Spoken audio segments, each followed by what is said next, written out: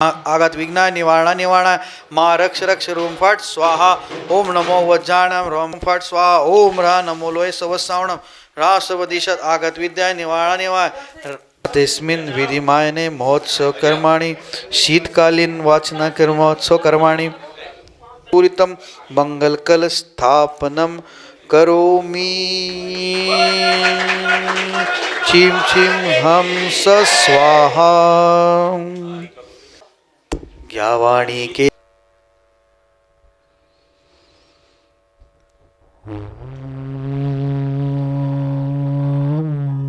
नमः सिद्धेभ्यः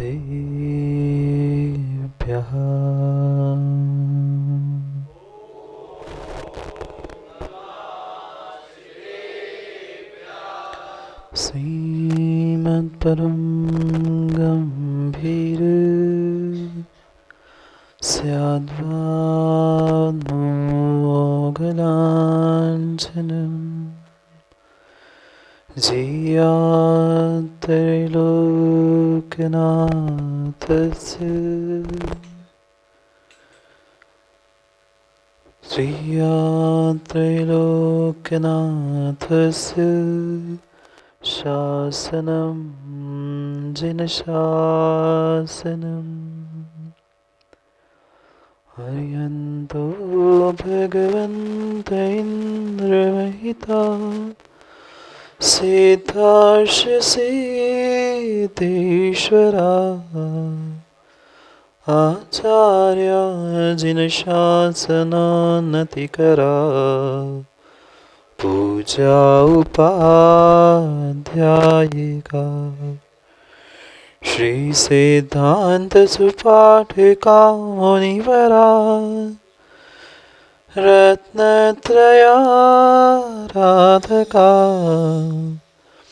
पंचैते परमेष्ठिना प्रतिदिनं कुर्वन्तु ते मङ्गलम् कुर्वन्तु नो मङ्गलम् मोक्षमार्गस्य नेतारं भेतारं कर्मभूभृतां ज्ञातारं विश्वतत्त्वानां वन्दे तद्गुणलब्धये हरियन्ताणं नमो सिद्धाणं नमो आयरीयाणं नमो वज्रायाणं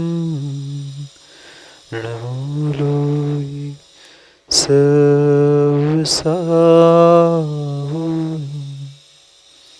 अनंत अनंत परम सिद्ध भगवान की 1008 श्री आदिनाथ भगवान की 1008 श्री शांतिनाथ भगवान की परम पूज आचार्य भगवान कुंद कुंद स्वामी की परम पूज आचार्य भगवान गुरुवर विशुद्ध सागर जी महाराज जी की अहिंसा में विश्व धर्म की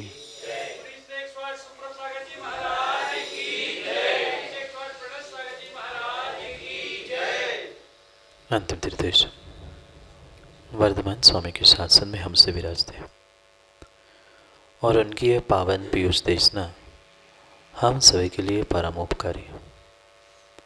अनादिकाल से हमारी आत्मा में जो जन्म जरा और मृत्यु रूपी रोग लगे, उन रोगों का उपशमन करने वाली कोई परम औषधि है तो वह एकमात्र यह जनवाणी है। भव्यात्माओं, आचार्य भगवंत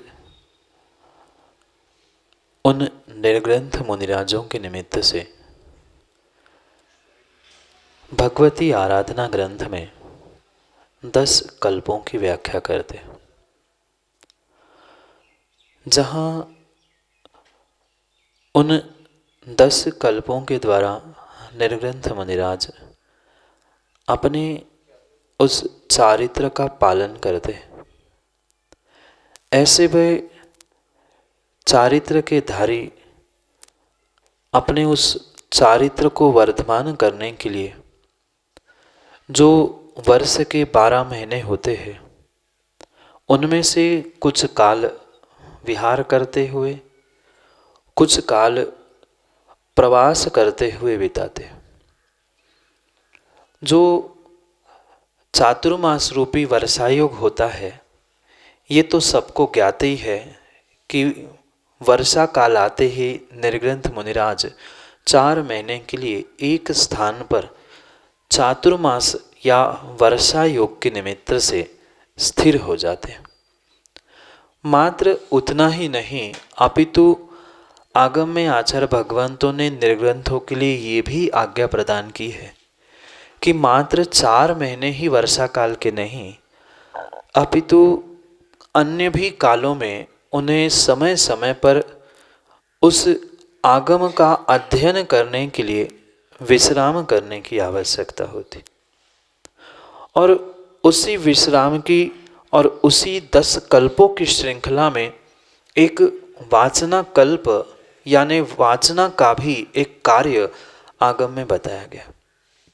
और वे सौभाग्य के क्षण होते हैं जब किसी नगर वासियों को, किसी ग्राम वासियों को या किसी समाज को वह समय प्राप्त होता है निर्ग्रंथ मुनिराज के सानिध्य को प्राप्त करने का। पहले तो मुनिराज जंगलों में रहते थे। आज पंचम काल के प्रभाव से वे मुनिराज भले ही जंगल में नहीं रह पा रहे हैं, क्योंकि पंचम काल में जंगल में रहने की आज्ञा है ही नहीं। भले ही जंगल में नहीं सही, पर उन कल्पों का जो व्याख्यान प्राप्त होता है उनके अनुसार नगर में बिना किसी प्रयोजन के मुनिराज लंबे समय तक नहीं रहते। अगर कोई कार्य नहीं भी है तो भी मुनिराज अधिक से अधिक 3 दिन एक नगर में ठहरते।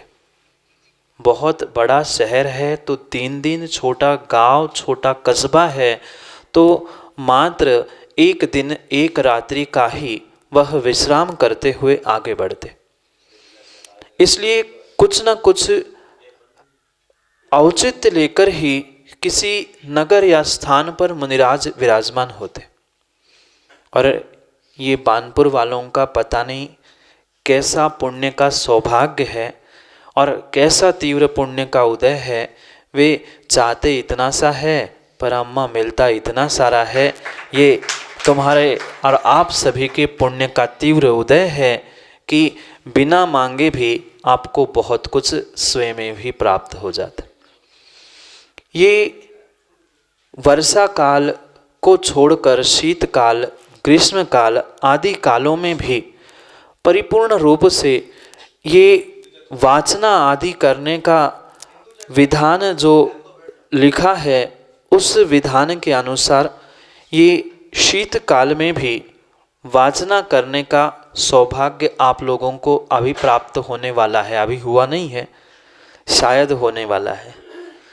क्योंकि ये जो भावना सबने भाकर ये निर्णय किया है कि आने वाले समय में जो हमें शांतिनाथ भगवान का पंच कल्याणक महामहोत्सव संपन्न करना है, उसके पूर्व कुछ ज्ञान प्राप्त करते हुए भी हमें अपनी आत्मा को और अपने आप को तैयार करने की आवश्यकता है।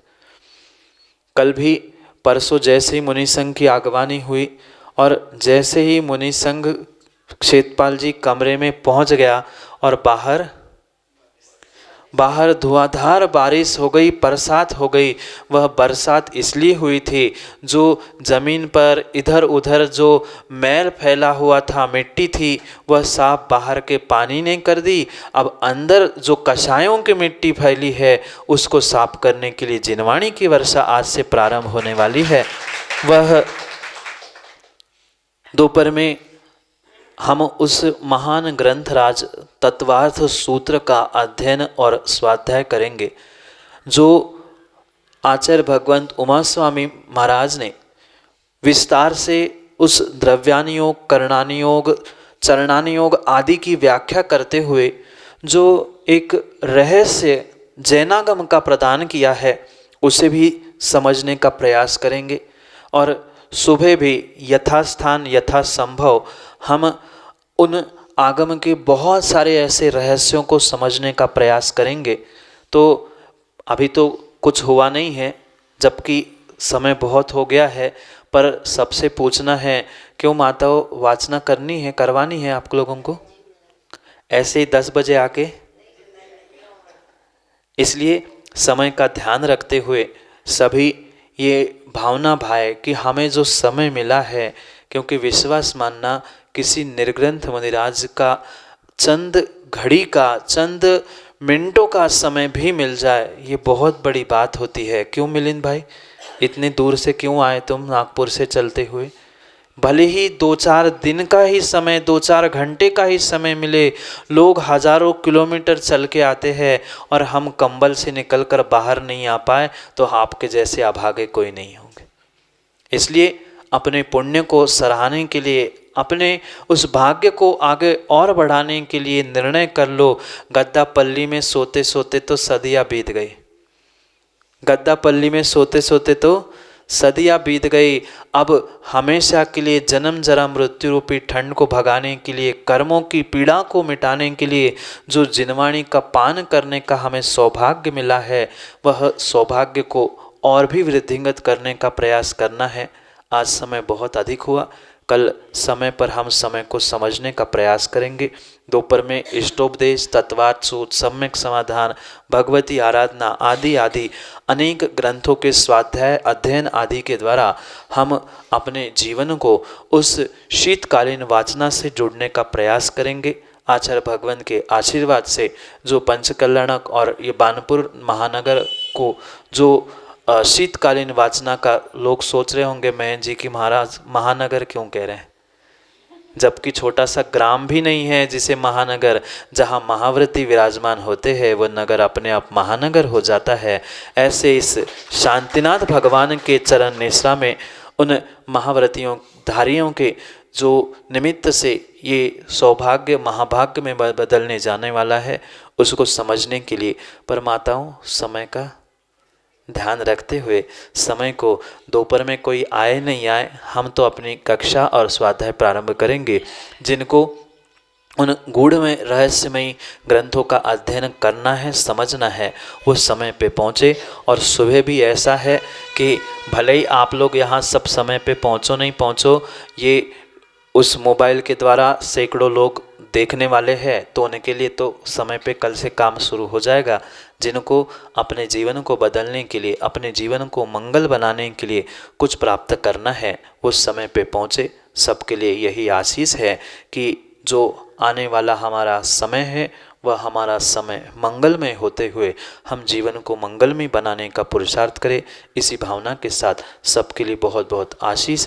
यही आशीष हमारे लिए जीवन में मंगल और मंगलदायक होता रहे। हमारा आने वाला प्रत्येक कार्य सिद्धि को प्राप्त हो, मेरा जीवन मंगलमय हो। इन्हीं भावनाओं से समय को समय पर यही विराम लेते हैं, क्योंकि समय पे किया गया काम समय को दिलाता है। बोली भगवान महावीर स्वामी की।